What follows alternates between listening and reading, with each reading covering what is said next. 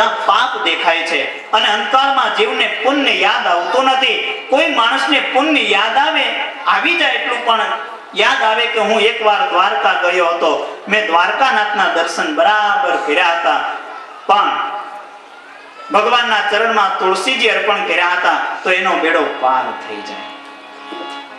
બસ આ કથા યાદ રહી જાય તોય પણ ચાલે.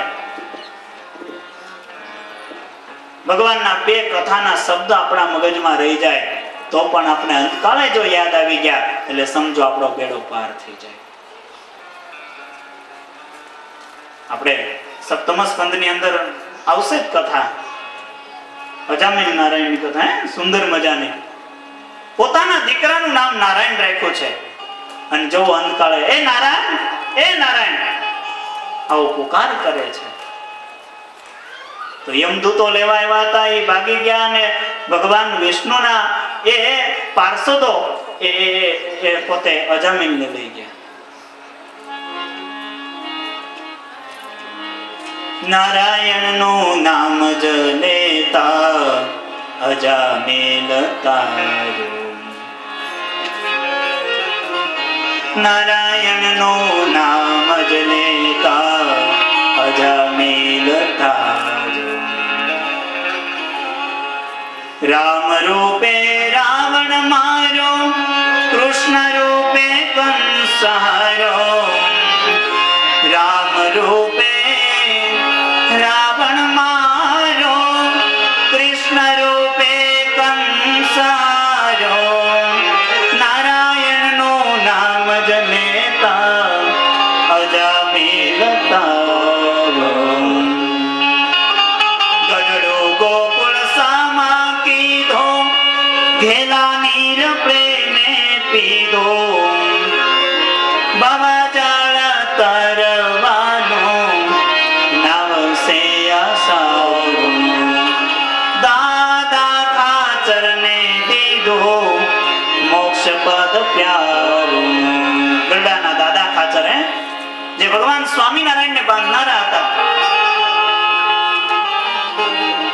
દાદા ખાચરને મોક્ષ પદ પ્યારું આપ્યું. ગઢડું ગોકુળ સમ કીધું, ગોકુળના જેવું ગઢડાને કહી દીધું, અને ઘેલા નીર પ્રેમે પીધું.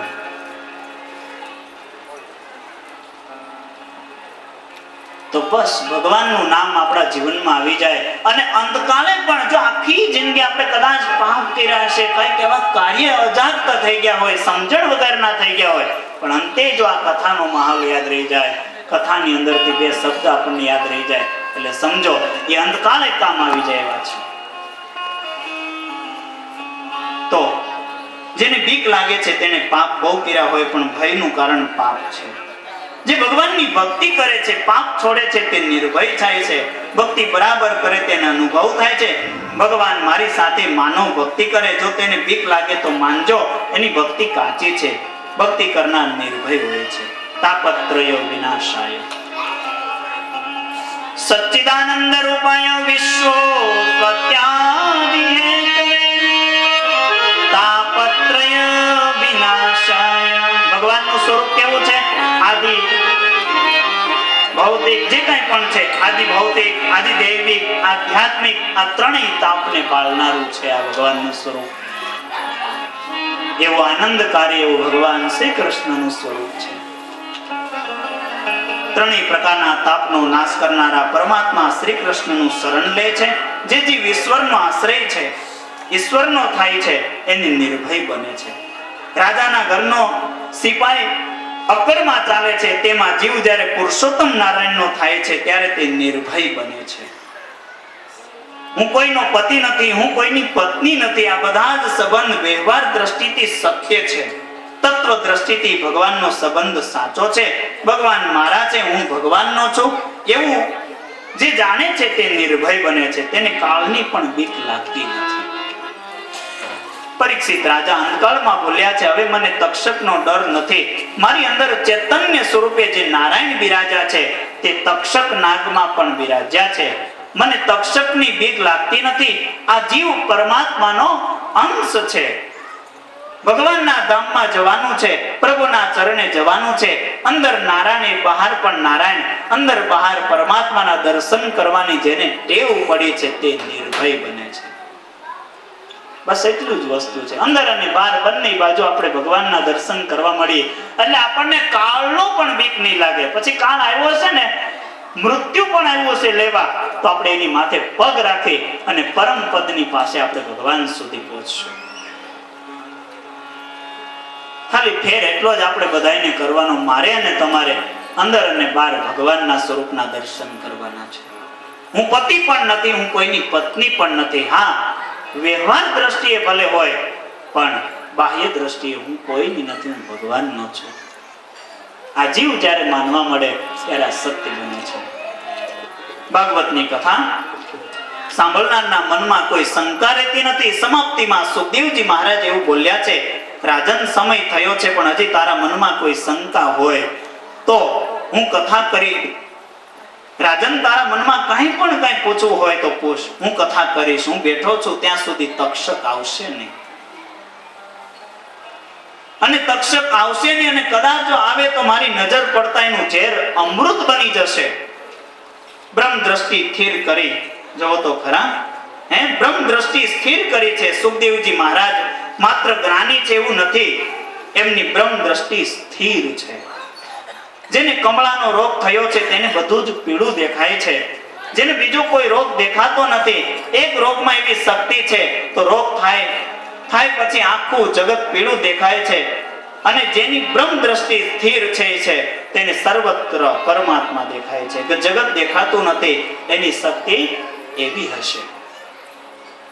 એક કમળાના રોગની દ્રષ્ટિ, એક રોગની શક્તિ તો જો એની દ્રષ્ટિ આખું જગત પીળું કરી નાખે. પણ જેની બ્રહ્મ દ્રષ્ટિ સ્થિર થઈ ગયા સુખદેવજી મહારાજને, જેને પોતાના અંગની અંદર કોઈ ભાન નથી, હું નગ્ન છું કે મારી પાસે કપડા છે એવું પણ ભાન નથી, જો આવા સુખદેવજી મહારાજ. અને એ જ વ્યાસપીઠ ઉપર બેસી શકે. સુખદેવજી મહારાજ એનું સ્વરૂપ કહેવામાં આવે છે. અને એની બ્રહ્મ દ્રષ્ટિ સ્થિર હોય તો જ ભગવાનના લીલા ચરિત્રો ગાઈ શકાય છે. સુખદેવજી મહારાજ આમ કહ્યું ત્યારે પરીક્ષિત મહારાજ બોલ્યા, મારા મનમાં હવે કોઈ શંકા નથી. ભાગવતની કથા એવી મધુર છે, સાંભળ્યા પછી પણ મનમાં કોઈ શંકા પણ રહેતી નથી. વાલા ભક્તો, ભાગવતની કથા એવી મધુર છે. કેટલાક લોકો પ્રશ્ન કરે છે, લોકો મારો વધારે પ્રશ્ન પૂછે છે. ઘણા ભાગે પ્રભુના નામનો પ્રેમથી જપ પણ કરતા નથી, પરમાત્માની પ્રેમથી પૂજા કરતા નથી. પ્રેમથી પરમાત્માની સેવા પૂજા કરે તેને પરમાત્મા બધું સમજાવે છે. પ્રશ્ન તે પૂછે છે જે શાંતિથી કથા સાંભળતો નથી. કેમ કે જેને શાંતિથી કથા સાંભળી હોય એને પ્રશ્ન ઉદ્ભવવાનો જ નથી કોઈ રીતે. ભાગવતની કથા વ્યાસજી એવી રીતે કરી છે, વક્તા પ્રેમથી કથા કરે અને શ્રોતાઓ બરાબર શાંતિથી સાંભળે. તો પછી મનમાં કોઈ શંકા રહેતી નથી. કોઈ વખત કથામાં તમને અનુભવ થશે, આજની કથા મારા માટે જ હતી. કોઈક આવો પણ અનુભવ થશે કથામાં કે મારા જીવન માટે આ કથા છે, મેં એટલું પાપ કર્યું છે, આજે ખરેખર આ કથામાં આવ્યું છું. મને પૂછવાની ઈચ્છા હતી, મારી શંકાનું આજે સમાધાન થયું. માનવના મનમાં એવી શંકાઓ આવે છે, વ્યાસ ભગવાન બરાબર જાણે છે. અને વ્યાસજી કથા એવી રીતે કરે છે, આવો મહાન બુદ્ધિશાળી જગતમાં ઇતિહાસમાં થયો નથી અને થશે પણ નહીં. આ માણસ વેદવ્યાસજી જેવા માણસ કોઈ થશે નહીં અને થશે પણ નહીં. નમસ્તે વ્યાસ વિશાલ બુદ્ધે. ભાગવતમાં કેવળ જ્ઞાન ભક્તિનું વર્ણન આવે છે એવું નથી, વ્યવહારનો બધો પણ બોધ આવે છે. ભાગવતમાં સ્ત્રી ધર્મ સમજાવ્યો છે, પુરુષ ધર્મ સમજાવ્યો છે, માતા કેવી હોવી જોઈએ, પિતા કેવા હોવા જોઈએ, ભાઈ કેવો હોવો જોઈએ, એ બધું જ ભાગવતમાં સમજાવે છે. આપણે કેવી રીતે ખાવું, કેવી રીતે રહેવું તે પણ ભાગવતમાં લખ્યું છે. ભાગવતમાં વ્યાસજીએ કઈ છોડ્યું નથી. વ્યાસજીને ભાગવત અને મહાભારત માટે એવું સાત્વિક અભિમાન છે કે મારા આ ગ્રંથમાં નથી તે સંસારમાં અન્યત્ર કોઈ ગ્રંથમાં પણ નથી. આવું સાત્વિક એક અભિમાન છે વ્યાસજીને. ભાગવતમાં છે તે બીજા ગ્રંથોમાં છે. વૃદ્ધાવસ્થામાં વ્યાસજીએ ભાગવતની રચના કરી. ભાગવતની રચના કર્યા પછી વ્યાસજીએ કલમ મૂકી દીધી, પછી લખ્યું જ નહીં કાંઈ. હવે મારે કાંઈ બોલવું નથી, લખવું નથી. પ્રભુએ જે મને કાંઈ આપ્યું હતું તે જરા પણ સંકોચ રાખ્યા વિના સમાજમાં, સેવામાં મેં સમર્પણ કર્યું. 17 પુરાણની રચના કરીને 18મું આ પુરાણ છે. અને એ આ મહાન શ્રીમદ ભાગવત મહાપુરાણ. બસ પછી કલમ મૂકી દીધી, ભગવાનના આવલામાં મન ખોસી દીધું. ભાગવતની કથા તમને નિસંદેહ બનાવશે, તમારા સ્વરૂપનું તમને ભાન કરાવશે 7 દિવસની અંદર. ભાગવતની કથા તમને પરમાત્માના દર્શનની આંખ આપશે, પ્રેમનું દાન કરશે. ભાગવતની કથા તમારા સ્વભાવને સુધારશે. ભાગવતની કથા મરણને મંગલમય બનાવશે. આ કથા અતિ દિવ્ય છે. ભાગવતના આરંભમાં પૂજન માટે વ્યાસજીએ ગણપતિ મહારાજનું આવાહન કર્યું. ગણપતિ મહારાજ પ્રગટ થયા. વ્યાસજીએ કહ્યું, મારે ભાગવત શાસ્ત્રની રચના કરી, પણ લક્ષ્ય કોણ? પ્રત્યેક કાર્યના આરંભમાં ગણપતિની પૂજા કરવામાં આવે છે. ગણપતિનું પૂજન કરવું એટલે જીતેન્દ્રિય થવું.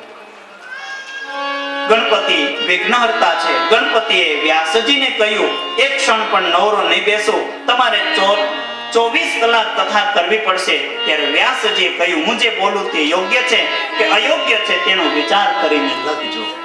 આવી શરત રાખવામાં આવી. આજે પણ બંને ગુફાઓ છે.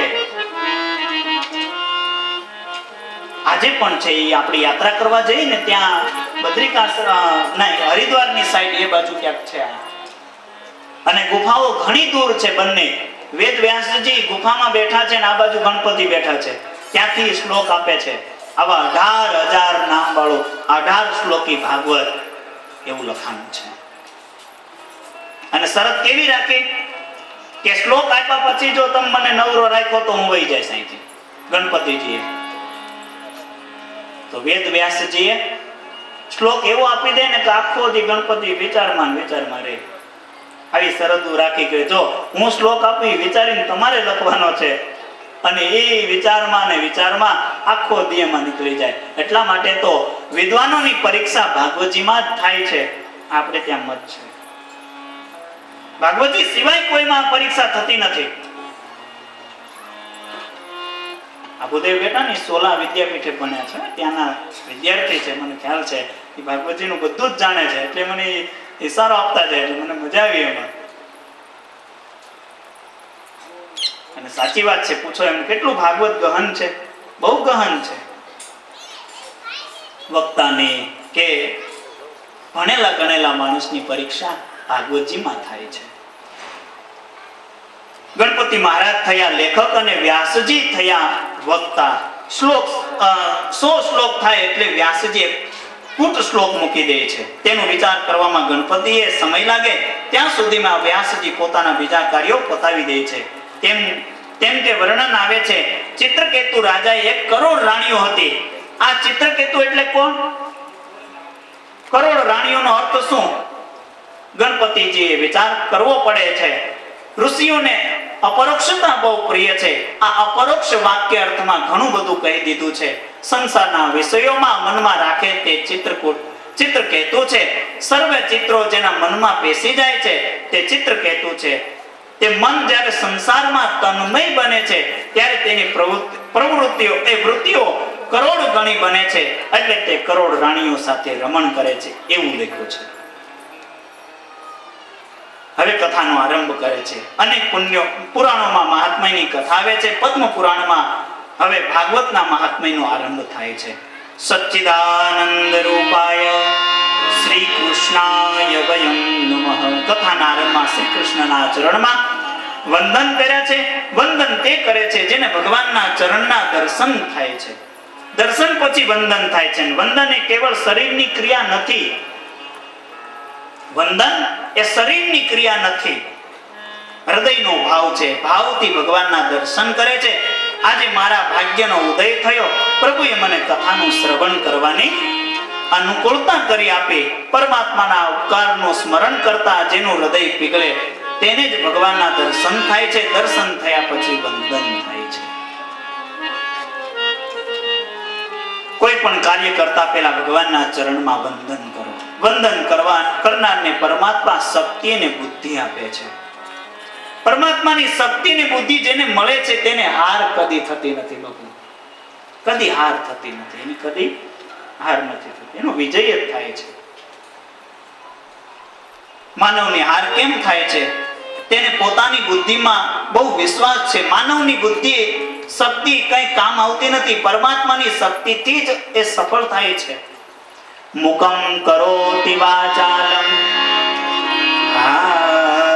પંગુલંઘયતે ગિરિમ યત કૃપાતમહં વંદે પરમાનંદં માધવમ.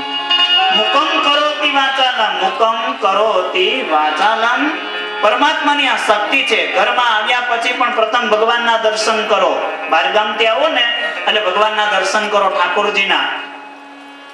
અને આવી આટલી ટેવ રાખજો. અને પણ પછી ધીરે ધીરે ભક્તિ તમારી